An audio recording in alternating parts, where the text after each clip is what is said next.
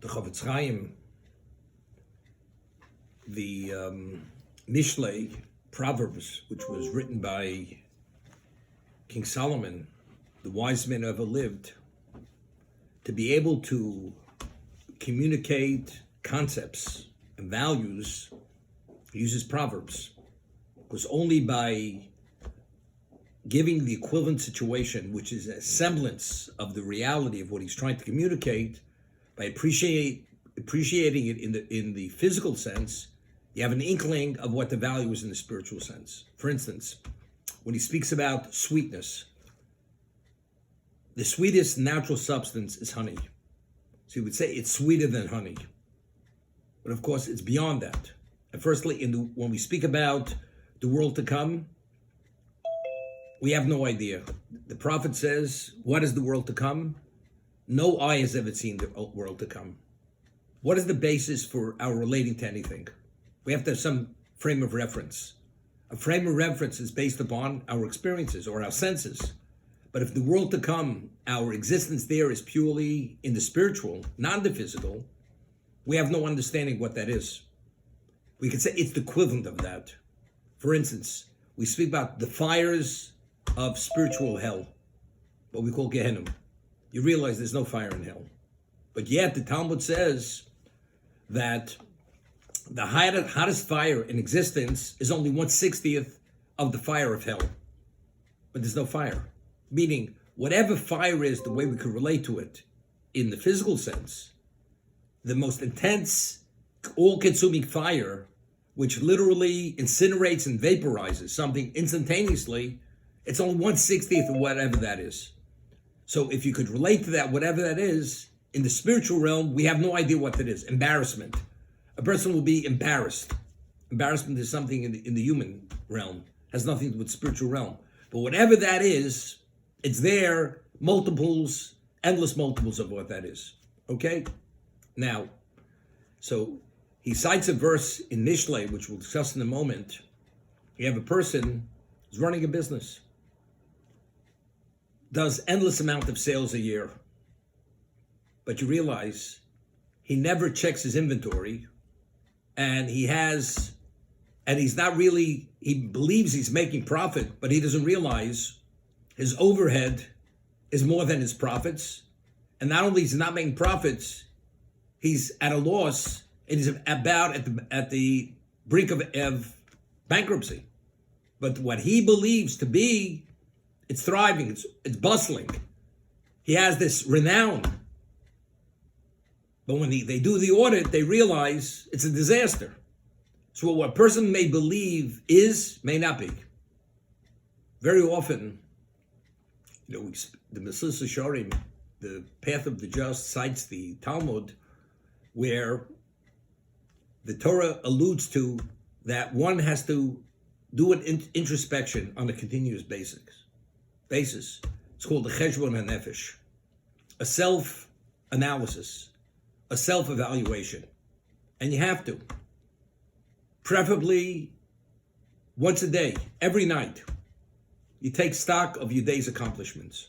Because we may believe very often we're ahead of the game, and we believe that what we did is okay or even better than okay, but factually, we failed at many, many junctures, and there's accountability. So by understanding where we are at before it becomes too extremely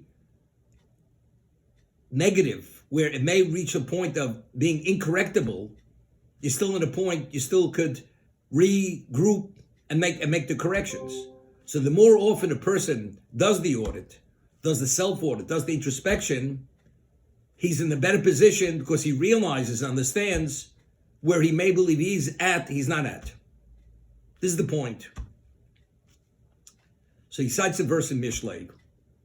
And Shlomo Melech, King Solomon, speaks about a person who's lazy. Lazy person. What happens? Shlomo Melech tells us that through laziness, the supporting beam, which is not fixed, eventually collapses. So the supporting beam, that collapses, the roof collapses. The whole house comes down. But if the person would have addressed when he saw that slight hairline crack in that supporting beam, if he would have secured it and fixed it, the house would still be standing. But due to his tardiness and his somehow procrastination of addressing the issue, it became much more serious. Sometimes a person has an illness, God forbid. Doctor said, if you would have come to me 3 years ago, we could have dealt with it. That you let it fester and you were in a state of denial because you were afraid to know what it is, now it can't be dealt with any longer. You waited too long. A lazy person, he always has his reasons why not. And in his own mind, they may be justified. But at the end of the day, he's the victim, and it's self-victimization. It was only due to his own laziness why he's not where he should be. That's the reality of life. So he speaks about two people. Person, he passed by a field of a person, and he saw it was filled with briars, thorns, weeds, nothing growing. He passed by a field of a lazy person. Rather than vines growing there and fruits coming forth of the vine, all he sees are weeds, thorns, briars, and brambles. That's all he sees. Why? Because the person was lazy. He didn't plow when he should have plowed. He didn't plant when he should have planted. He has nothing. Then he says that he passed by another field where the vines were covered with all kinds of things growing on them, which did not allow the fruit to the vines to bear fruit. That's another kind of person, meaning he has something which has potential. He created something, but because he didn't pay attention to certain things, which he should have, things went south. And he has problems. For instance, a person has a tree, and he sees some discoloration on the bark, which is an indication of disease.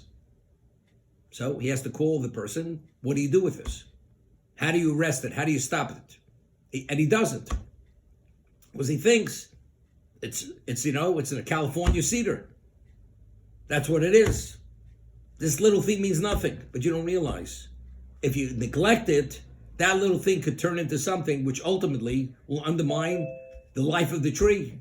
And the fruits aren't going to be the quality fruits that they're going to be produced. So the Chafetz Chaim, there are two types of people.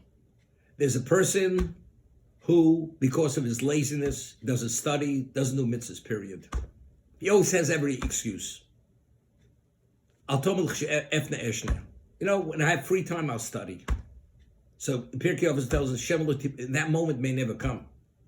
But that's always due. You always have a reason and an excuse. But even the person who does study, but you're not fully focused on other things, and although you do great things, but you do other things which undermine what you're doing. I'll give you an example. Usury on a Torah level is forbidden. Interest.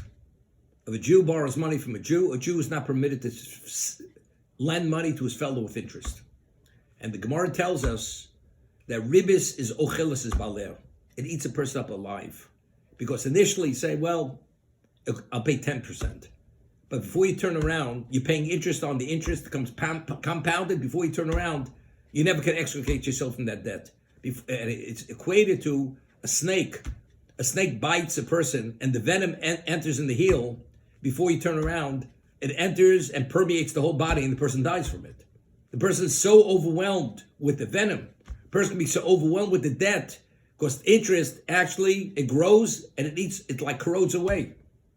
A person can have a tremendous inventory and accomplishments, but because he did not address other things, those other things which are the failings undermine and topple the whole structure. And that's what he's talking about. The two peeps. I passed by a field of a lazy person filled with briars, brambles, weeds, nothing positive, nothing of value. Another person, I passed the field, there were vines, there were orchards, there were trees, but they were covered with all kinds of things, with blight or disease, and they were not attended to. And ultimately, the fence that originally was enclosed, the fence was broken. And because it wasn't repaired, eventually, even what you had value eventually was destroyed. Because the animals come in. Because the fence didn't keep the animals out. There's a maintenance program. The Gemara tells us, Divrei Torah tzrichen chizuk. A person who studies Torah, you always have to upshore it. You need upgrading. You don't go forward, you go backwards. You have to review, you have to rethink, you have to reflect. This is a continuous process. Because a human being naturally, he's not inclined to spirituality. So unless you're focused on what you should be focused on, there's so much slippage.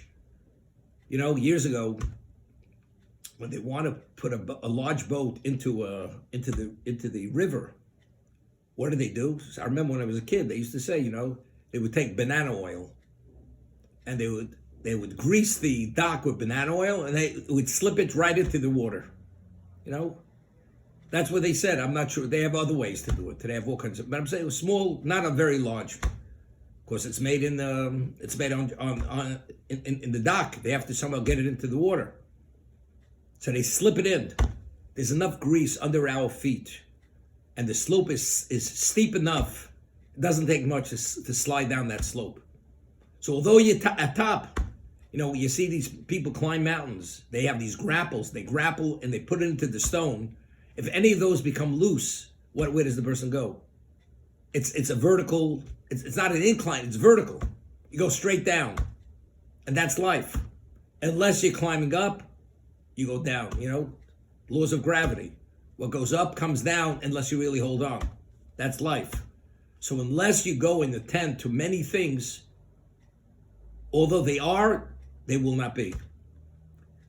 There's a very interesting Chaim, which I once mentioned. There's a question which is asked by the Midrash, by the early commentators, when the Jews were offered the Torah, where after every nation turned it down for its own reason.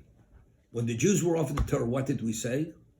Naseh v'nishma. We accept unequivocally. Just tell us what to do, we're there.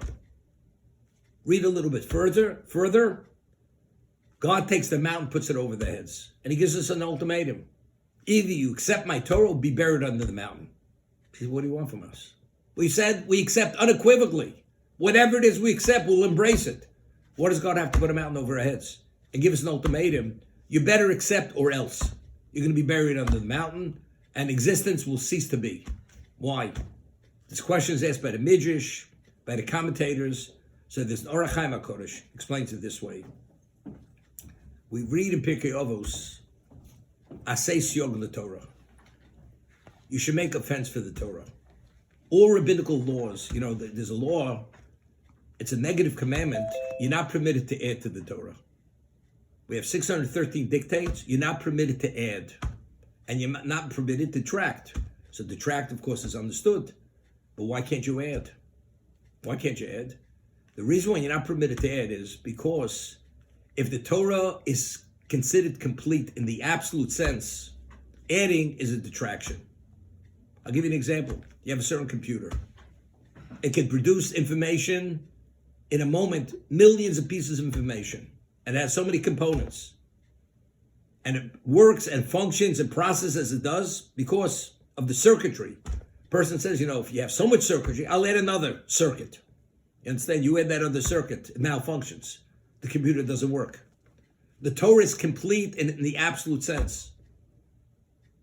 Anything adding is a detraction. You're actually undermining the system. Therefore, you're not permitted to add. But yet, the Torah says we're bound to the fences of the rabbis. What the rabbis legislate, you're bound to it. Why aren't they? Why isn't that considered adding? So it's explained because that's called securing. That's not adding to the Torah, that's securing, because without those fences, without taking all those considerations into account, the Torah is not going to exist. So therefore, Asay Siyog the Torah, make a fence. So we have the rabbinic fences, but each one of us know our vulnerabilities, and sometimes we have to make our own personal fences. Person has overeats. So what's a fence? There's no rabbinical fence. You shouldn't overeat. So what do? You just don't buy the food. You don't bring the food into the house. That's what it is. That's a fence. A person has a problem where if he watches TV, he may watch things which are inappropriate. He says, I'm only going to watch the news. Only cable news, nothing else. You want to know something? You open that TV, it's just a question of time before you're going to come to the channel that you shouldn't be watching. You know what the person does? No TV. I don't watch TV. That's a personal offense. And same thing with life. Many things. A person meets certain people. It's inevitable when he engages with people. It's inevitable he says things, lashon hara, gossip, everything else. What do? Come up with some excuse? You can't meet those kind of people because they're going to take you down the hill. They're going to take you off the cliff. You don't meet with them. That's a personal fence. So the fence is always to secure and assure that the Torah law is not in any way breached. That's what it is. So therefore, that's not called adding. That's called protecting. That's called securing. At Sinai, God, we said, Nasav Nishma, God, anything you command us, we accept, we embrace unequivocally. But God says, you know something? But the rabbis, I'm going to endow the rabbis with the permission, with the power to legislate any fence they feel is necessary. So the Jew said, it's endless. They're going to put us in a straitjacket. What are we going to do? You know, they're going to put us in a groove and we can't get out of that groove. It's too much. God says, but you realize, because a human being is inclined not to go in the direction of spirituality, unless you have those fences, my law will not survive. The Torah will not survive. The written Torah, the oral Torah, nothing will survive. Therefore, that's essential. Because without that, it doesn't work. I'll give you an example. A person has a knee that buckles.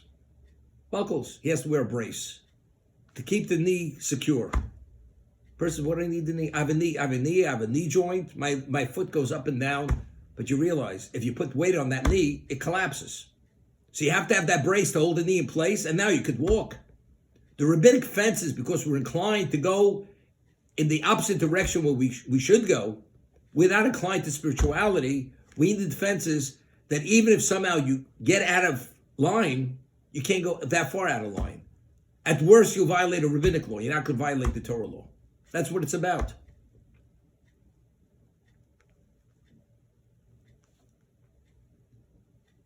So therefore, we have to take many precautions.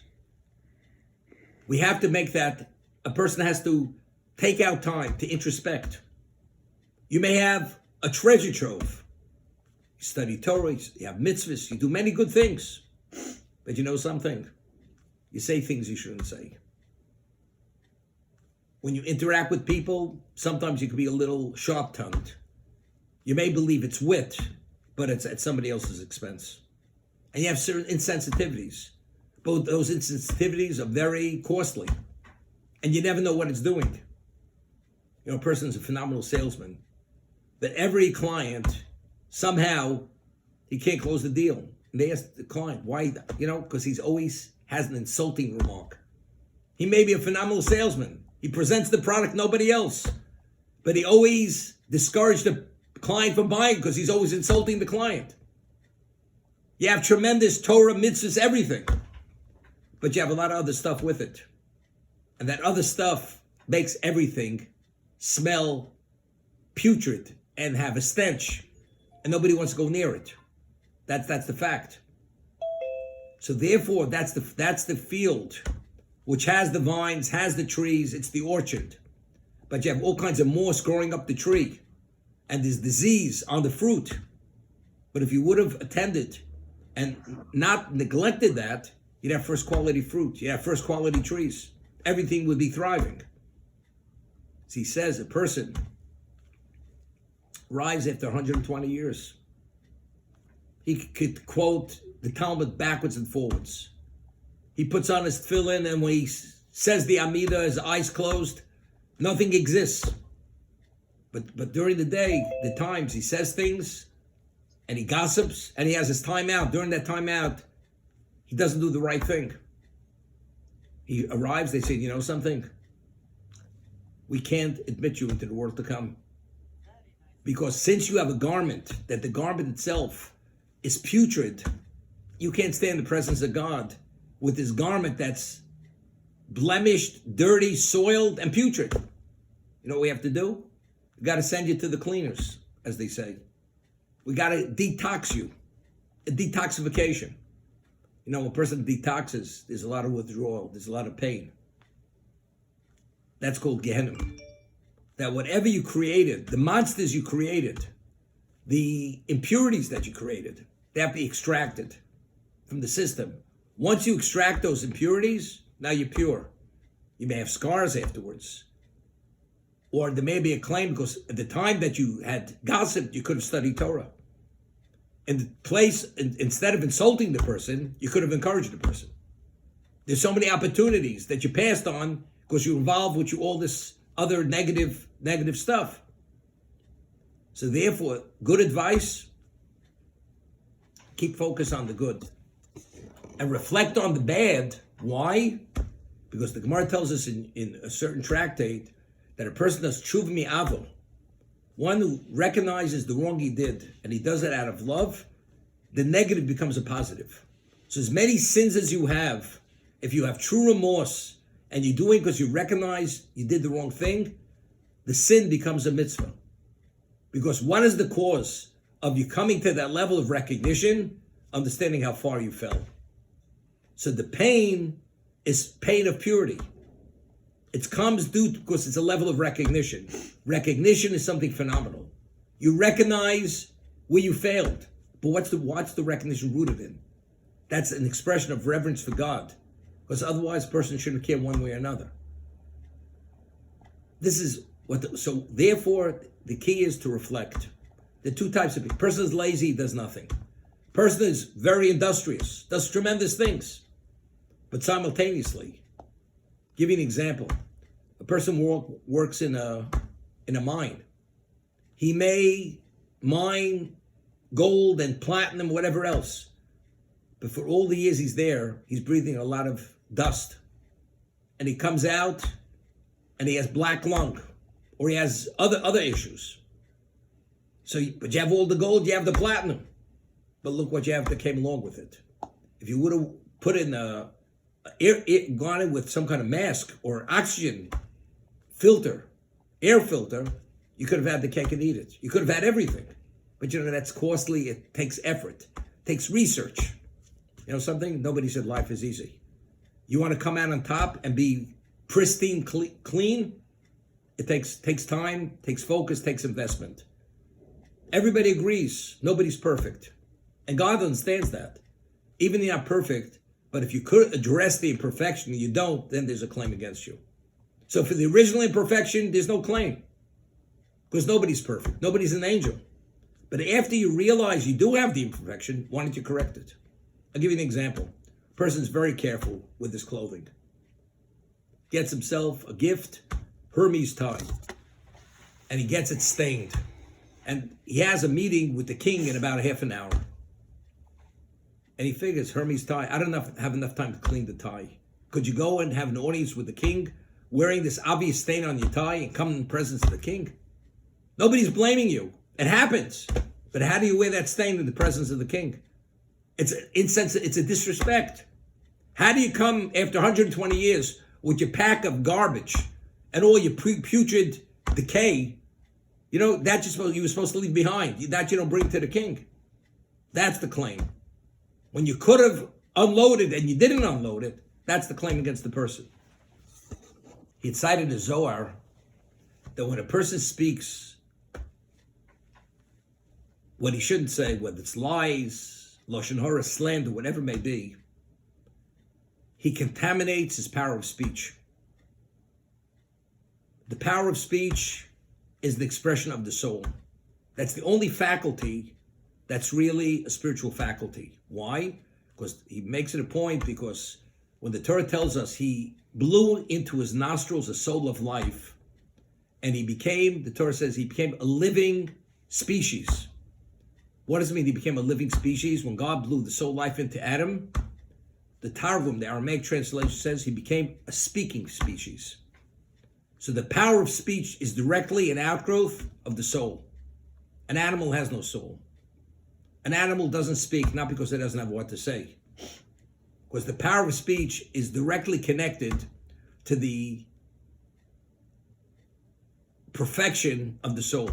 Since the ultimate perfection of the soul comes through the study of Torah. Because we see Talmud Torah Keneged Kulam, and the Torah itself has to be articulated, verbalized. Man is endowed with speech to study Torah. Because when we study Torah, that brings about the ultimate level of advancement in terms of our spirituality. Especially Barasi Yitzhak Barasi Torah Tavlin. The only antidote towards the evil inclination is only the study of Torah. So if that's the case, what happens to that faculty? You putrefy that faculty. You putrefy that faculty, what happens to the Torah? The Torah which you verbalize becomes putrefied. I always give you the example. You have the best quality wine, and you read, you take a course in being a wine connoisseur, and you think you know it all, and you buy that bottle, but you forgot that when you have that glass, you have to make sure it's pristine clean. Because if it's a foul-smelling glass, when you put that wine in that glass, the wine, regardless of its quality, becomes putrefied due to the foulness in that glass. The wine is the Torah. The mind may be pure, but the mouth through which you articulate that Torah, that actualizes its value. So if the mouth is putrefied, lashon hara, gossip, slander, lies, speaking when you shouldn't speak, what have you done to your power of speech? So the Torah now comes out, every word that comes out of your mouth is tinged and soiled with that impurity. As a result of that, you think, you study, you could quote the Talmud backwards and forwards, full proficiency. But you understand, but qualitatively speaking, what is the value of that Torah? It's been minimized to almost a very low level. And he concludes the Chafetz Chaim, when we finish the Amida, we say, Elokai nitzol l'shoni miro. We have a personal supplication. Elokai nitzol l'shoni miro. God, protect my mouth, my tongue from evil. Okay? Now, it's very interesting. Rabbi Kiva says that the mouth, you have lips, you have teeth, and you have a tongue. Seemingly, you have two fences before you open your mouth. You have your lips, you have to open your mouth, and you have to open your teeth. So God created two fences before you start speaking. So he says, so the Rabbi Kiva says, if the tongue would have been created, when man was created in an upright position, you could imagine it would be uncontrollable. It's upright, it's erect. God created flat, and being flat with two fences. And look at the havoc it brings about. Look at all the destruction brings about. But what is that a sign? We're not saying man doesn't breach that fence, but God created two fences. That means the tongue needs a fence. You have to go overtly, create, and take whatever effort it is needed to make sure that tongue doesn't wag when it's not supposed to wag. You know, when a dog wags its tail, usually they used to say that means the dog's happy. Happy dog. You can ask, what's his name? Bob. When his dog wags, that means he gave it an extra portion. And that's when we see a smile on Bob's face, when his dog wags its tail. But when you wag your tongue, you know, and the breeze is going in the wrong direction, you think you're going up the West Side Highway near the treatment plant. That's the putridness that comes out of the mouth. So therefore, it's an indication. So we say, then we say, we ask for God that Torah mitzvahs should pursue us. When do we want Torah mitzvahs to pursue us? If the mouth is guarded. If you have a guarded mouth, that mouth will produce pristine, exceptional level of Torah mitzvahs. But if the mouth is not protected from evil, the mouth will produce Torah, which is putrefied, and will have very little value.